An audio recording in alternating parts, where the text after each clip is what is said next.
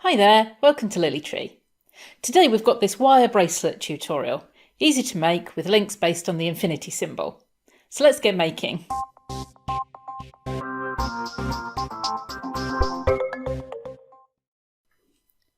To make this bracelet, we're using 1mm diameter copper wire, which is 18 gauge, 0.4mm diameter copper wire, which is 26 gauge, some beads. I'm using bicones, but they can be round, and they need to be approximately 6mm diameter, and some Jumprings. Then the tools we need are chain or flat nose pliers, wire cutters, bow making pliers or a mandrel, a hammer and block, and optionally a file.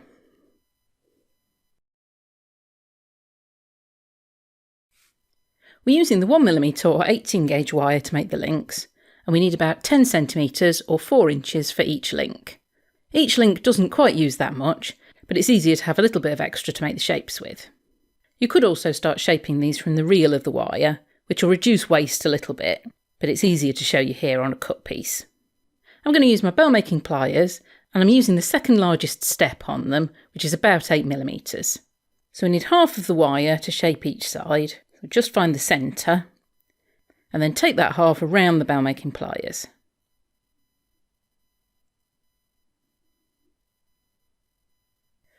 We can then turn the wire round and shape the other side in the same way, but make sure that end's crossing under the wire at the centre.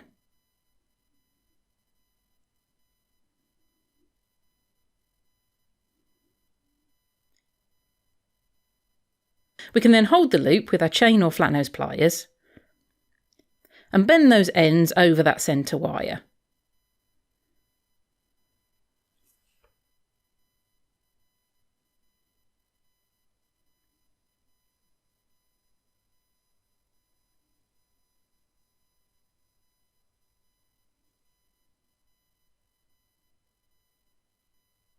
Now I want an entire loop around that centre wire, so just going to take those ends through those loops that we've made.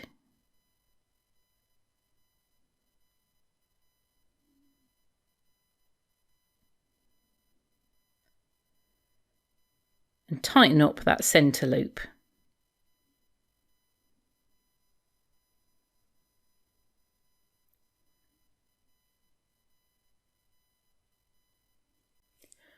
We can do the same the other side. Just ease that wire through.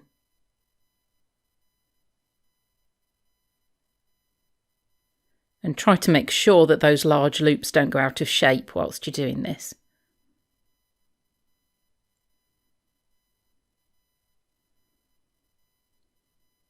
Then we can trim off the ends so we've got a full loop around that centre wire.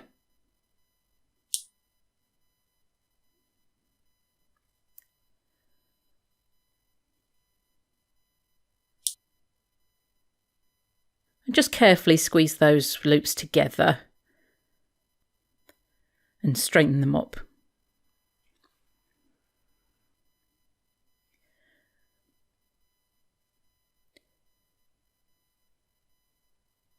Now you could, if you wanted, leave the links as they are, although I'd recommend hammering them with a rawhide mallet to strengthen them anyway. But I want to use the hammer to shape these a little as well. So we're just going to hammer the outside of those loops and stay away from that centre area where the wires cross.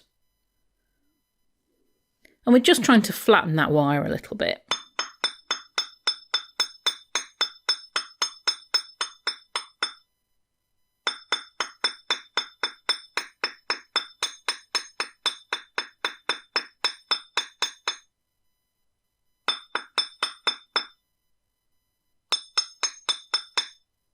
Can turn it over and hammer the other side as well.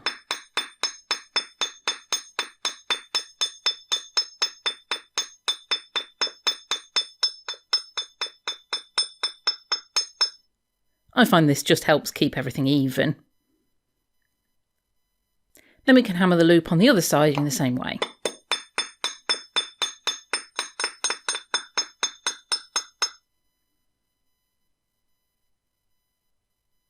And as you can see, that's just adding a bit of shape to the wire. Now we could leave it smooth like this, but I think I'm going to add a hammered texture. So I'll just use my ball peen hammer and lightly put in a bit of texture both sides of the wire.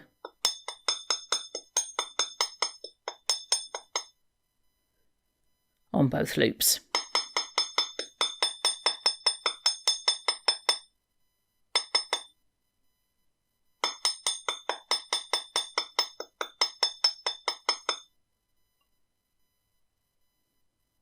And that just gives us a textured hammered finish, which I quite like.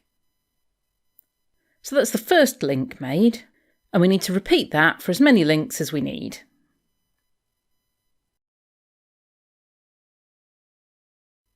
We can now add the beads, and we need 2 for each link. And we need a piece of the 0.4mm or 26 gauge wire. This piece is longer than I'll need for each wrap, but I'm just using a workable length, and then I can continue using this piece for the next bead.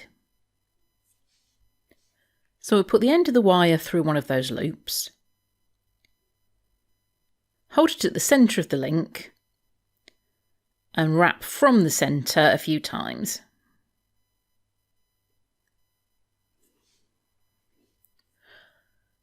I put a minimum of 3 wraps on here so that the wire holds in place. But we want to wrap up to the point where we can add the bead and it'll sit comfortably in that loop.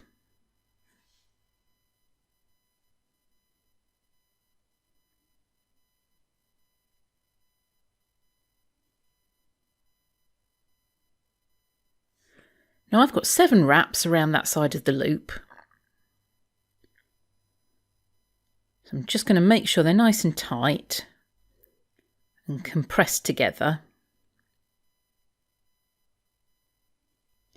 And then we can test that against the bead. I think I just need a couple more wraps to get to where the bead will sit nicely. So I'll wrap twice more.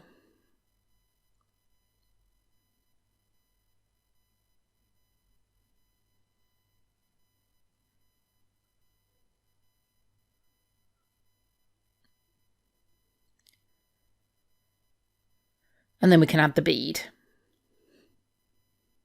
And the precise number of wraps there does depend on the bead.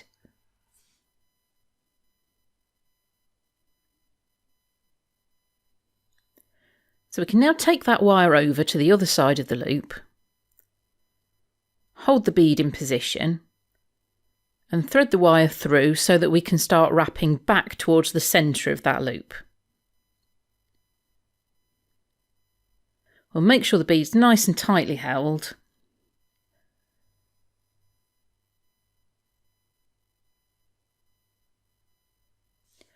And then just wrap back to the centre of the link the same number of times as we've got on the other side. So in my case it's 9 wraps. And once we've got those 9 wraps on, you can compress them to make sure they're sitting nicely. And then trim the excess wire as close as we can to that frame wire.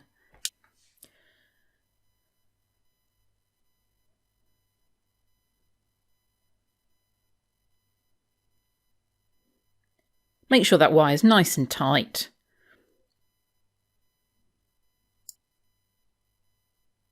And those ends are sitting flush and not catching on anything. And then we can take our wrapping wire and put a bead on the other loop in exactly the same way. So we'll take the end of that wire through the loop, wrap around one side, in my case 9 times, add the bead,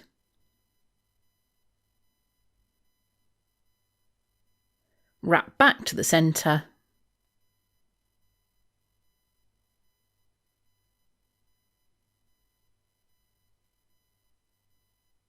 and trim off the excess.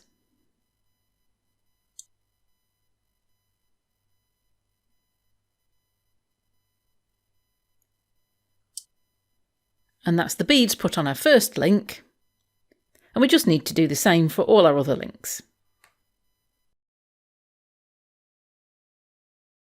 Now we're ready to get these linked together. And we're just going to use Jumprings for this. Now we can link these together in a number of ways. We could just line them up horizontally. We might even be able to stagger 2 rows of them.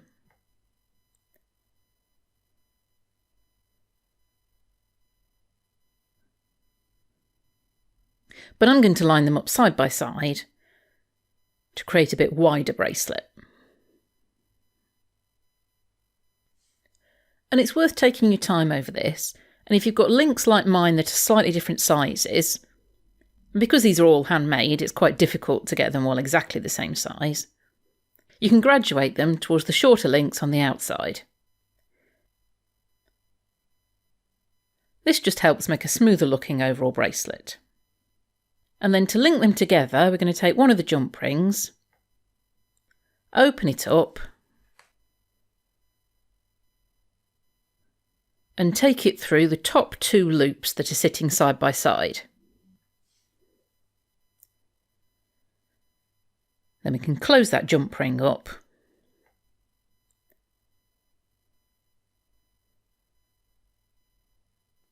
And pop them back down again. Then we'll open up a second Jumpring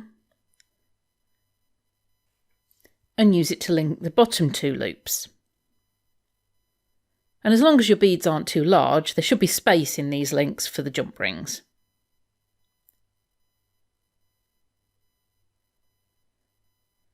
Then we'll do the same to add the next link along.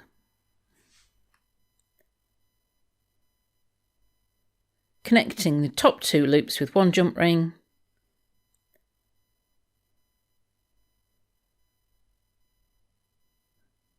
and the bottom 2 loops with another.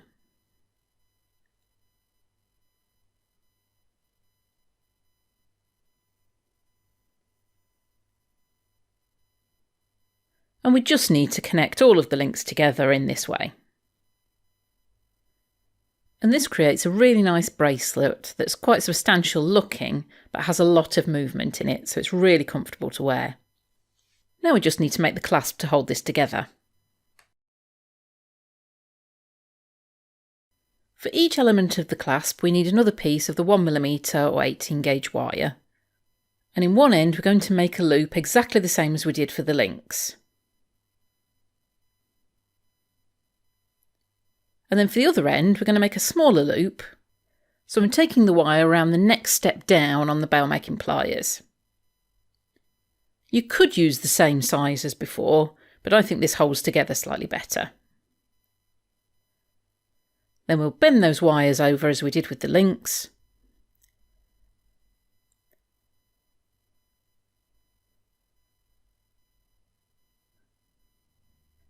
Take them through those loops and trim.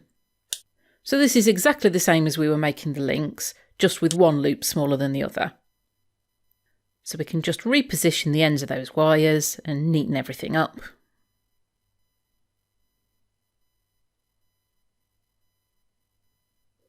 And then that's ready for hammering. Then for the hook clasp, I'm going to do the same again, making that large loop that we made for the links. But we're just making one loop this time. We'll fold that wire over and take it through the loop as we did before. Then we can trim off that end.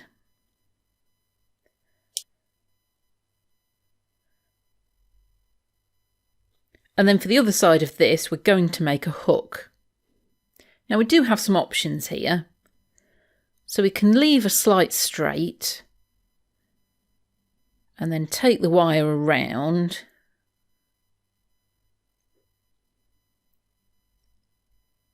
then bend that end out slightly to create a classic hook shape. And we could just curve that right the way round to create a hook like this. And if you want to see that and more hook ideas, check out my hook clasp video that I'll link in a card above and in the description below. But I think for this bracelet I'm going to try a hammered end. And to mirror the style of the rest of the bracelet, I'm just going to take it round in a circle.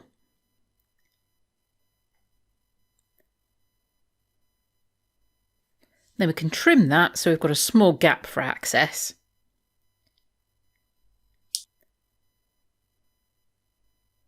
And we just need to open that back out again slightly so we've got access to hammer that end. I'm going to use my riveting hammer for this because it is easier to get into those small spaces. And we just need to flatten right at the end of that hook. We can turn it over so that it keeps it even.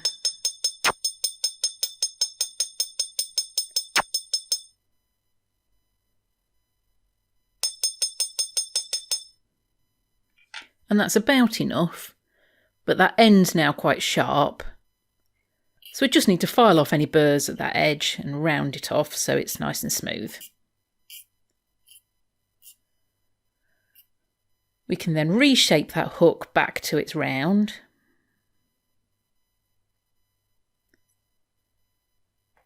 Then we can hammer the rest of that hook in exactly the same way as we did with the links. So flattening out the end edges.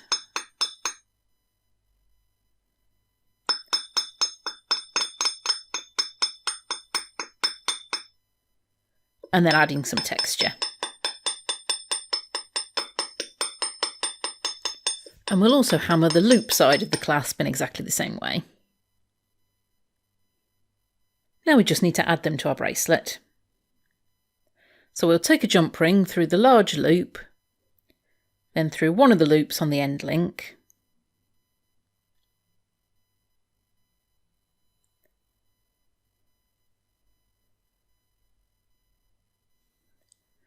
then we'll take a second jump ring and take that through the other loop on the link and that same loop on the clasp.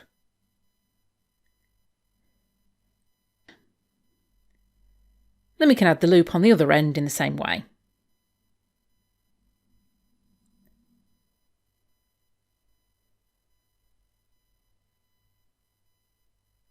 And our bracelet's finished.